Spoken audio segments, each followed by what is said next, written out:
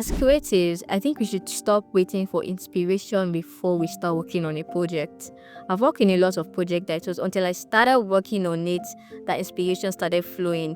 But most of us expect that, oh no, inspiration has to flow. I need to get everything before I start working on a project. Sometimes, it's not every time, sometimes you don't get inspiration most of the time before you even start working on it. Is when you start working on it that inspiration start flowing, you start getting everything, you start getting the color, start getting the full scope. Yeah, and I think it's a bit related to clarity. You don't get full clarity before you start working on something. It is while you're at it that the clarity starts coming. Do you get?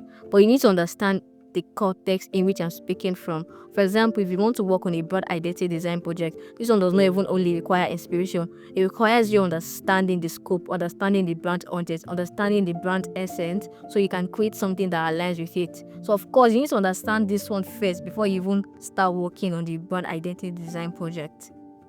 But if it's regarding the clarity which I speak about, I'm working on a design course for designers, and when I started working on the course, I didn't have the full scope, but of course I knew what I wanted to achieve. I know what I want to help designers achieve with the course, but I don't know the full scope. I know that of course if I start working on it, module 1, module 2, clarity came in. I knew, of course, I know the full structure of what I want to work on. So you need to understand the scope. You need to understand the context in which you're speaking from. Do you understand? If you want to work on a project, you don't have to wait for inspiration. But if it's something that requires you to know before you start working on it, please make your research before you work on it.